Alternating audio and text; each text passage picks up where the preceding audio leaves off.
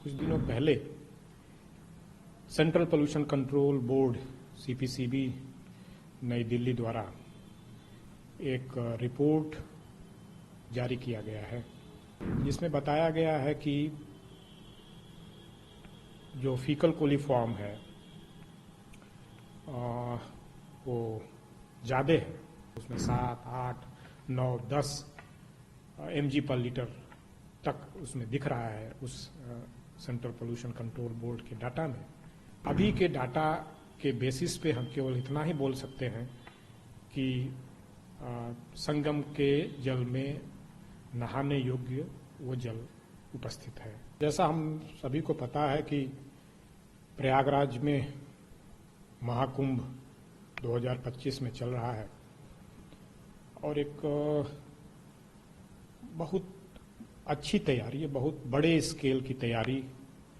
केंद्र सरकार और राज्य सरकार के द्वारा की गई है और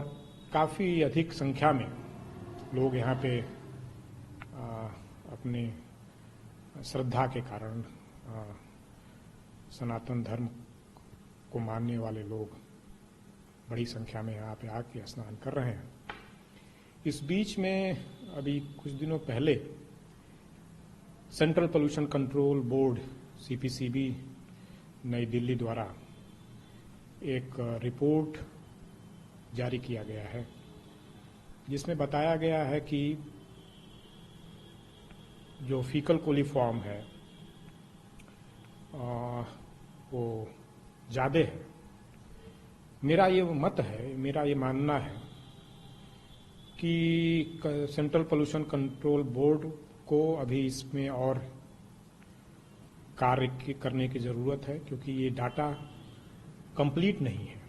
और जब मैं बोलता हूँ ये डाटा कंप्लीट नहीं है तो मेरे पास इसके दो प्रमुख कारण हैं कि किसी भी जल में अगर हमको पता करना है कि वो जल सीवरेज के द्वारा है, इंडस्ट्रियल इफ्लुएंट के कारण है, तो निश्चित तौर से उसमें हमको नाइट्रेट और फास्फेट का जो कंसंट्रेशन है वो उसमें इंडिकेट होना चाहिए या उसमें पता चलना चाहिए। तब हम जाके बता सकते हैं कि इसमें सीवरेज का पानी या इंडस्ट्रियल इफ्लुएंट कहीं न कहीं से यहाँ पे आया हुआ है। जब हम डाटा को ठीक से एनालिसिस किए तो हमको ये लगा कि ये दोनों के दोनों डाटा उसमें से मिसिंग है और इसकी ज़रूरत है। इसको कंक्लूजन के साथ या कंक्लूसिव रिमार्क्स देने से पहले अगर हम पूरा इसका गहन अध्ययन करें और इसका पता लगाएं कि उसमें नाइट्रेट, फास्फेट, ये सब जितने भी न्यूट्रिएंट्स हैं इनका लोड कितना है, तब हम कुछ इस पे कंक्लूजन के साथ अभी बात कर पाएंगे। अभी अगर मैं डाटा देखूं और उसमें डिजॉल्व ऑक्सीजन जो बहुत ही एक इम्पॉर्टेंट पैरामीटर है जल का, तो वो काफ़ी बेहतर शो हो रहा है। जैसे कि मैं अगर बता सकूं तो उसमें 7, 8, 9, 10 mg पर लीटर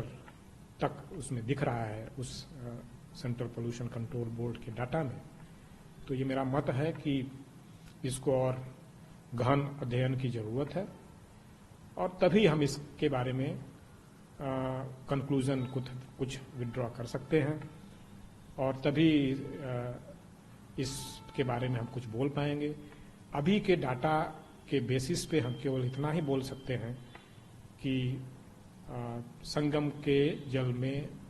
नहाने योग्य वो जल उपस्थित है। तो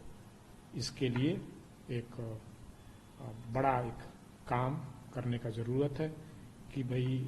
डिफरेंट जो और भी पैरामीटर्स हैं वाटर क्वालिटी के, वो जब तक पूरी तरह से सामने नहीं आ जाएंगे तब तक हम उसके बारे में पूरी तरह से ये नहीं बोल पाएंगे। अभी तक के डाटा के बेसिस पे हम ये बोल सकते हैं कि संगम का या गंगा और यमुना जी का जो प्रयागराज में जल है उसमें स्नान किया जा सकता है।